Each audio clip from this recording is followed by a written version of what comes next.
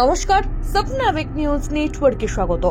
সোদপুরের তরুণী নির্যাতনের ঘটনার তদন্ত শুরু হতেই পরতে পরতে উঠে আসছে চাঞ্চল্যকর তথ্য। ইভেন্ট ম্যানেজমেন্ট কিংবা পানশালাতে কাজ করতে বাধ্য করাতেই থেমে থাকা নয়, অভিযুক্তদের বিরুদ্ধে উঠছে দেহ ব্যবসা এবং পর্ন ভিডিওর ব্যবসা চালানোর মতো অভিযোগ। যে মা ছেলেকে কেন্দ্র করে এত কাণ্ড, অর্থাৎ শ্বেতা খান ও আরিয়ান খানকে ধরার জন্য পুলিশ যখন হন্যে হয়ে খুঁজছে, সেই সময় দুই অভিযুক্তের বিরুদ্ধে এর আগেও কোনো পদক্ষেপ না নেওয়ার অভিযোগ উঠল খোদ ডোমজুড় থানার বিরুদ্ধে।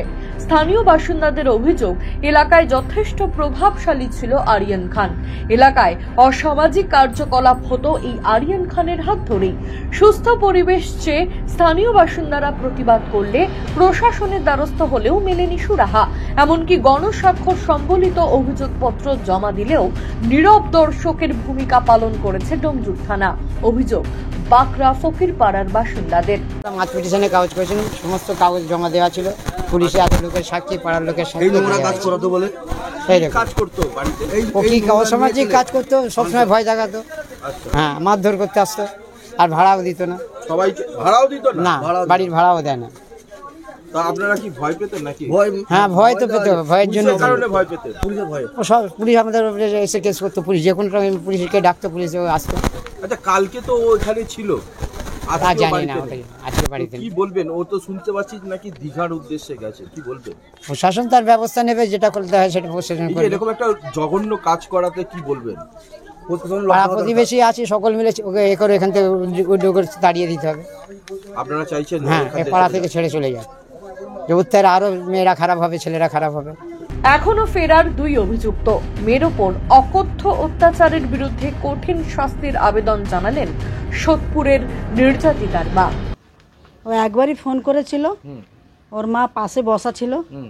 ওর মা ফোন, আরিয়ানের মা, ওর মা বসে মেয়েকে দিয়ে ফোন করালো। মেয়ে একবারই কথা বলে ওর ফোন করলো না। আচ্ছা, ফোন ওর মা বললো কি, ফোন করলে তুই যাবা, বেঁচে আছিস, তোকে একদম আমি জান সে মেরে দেবো। ও ভয়তে আমার মেয়ে ওর ফোনই করতো না। আচ্ছা, বলছি আপনারা এই যে আপনার মেয়ের উপর যে অত্যাচার, কি শাস্তি চাইছেন? আমি তো চাইছি ওকে জান সে মেরে দিক। কাকে? আরিয়ানকে ও আরিয়ানের মাকে, দুজনকেই। আচ্ছা, পুলিশের সাথে কোনো কথা হয়েছে আপনাদের? পুলিশের সাথে এখনো কথা হয়নি, ওরা তো চেষ্টা করছেই। আপনার মেয়ে এখন কি অবস্থায় আছে? মনে করে না মরেই গেছে।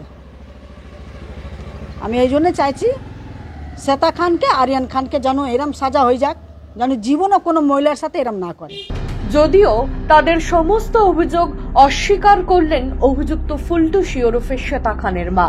রাস্তার ধারে যদি একটা মেয়েকে যদি লোক একটা করে, তো তার একটা কি হয়? হ্যাঁ, সে তো চিল্লাবে। একটা পুড়ে গেলে আমরা বাবারে মারে করি, একটা কেউ ঘাম মারতে গেলে চিল্লাই। হ্যাঁ, তা আমি তো চিল্লাবো, বাঁচাও বাঁচাও তো আমি করব। আপনি রাস্তার ধার থেকে লোক উঠে যাবে উপরে, যে বাবারে কি হয়েছে এর ঘরে।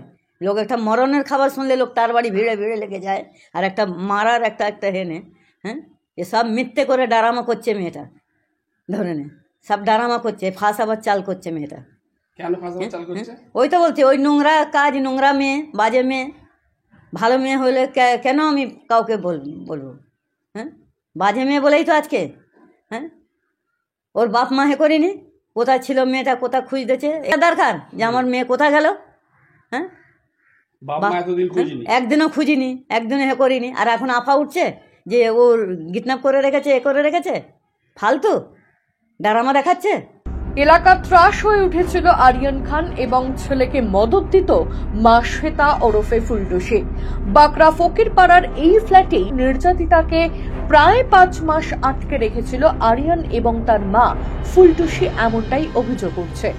ওই যুবতীর ওপর কিভাবে অত্যাচার চালাতো তারা, তার বিবরণ দেওয়া থেকে বিরত থাকলাম আমরা।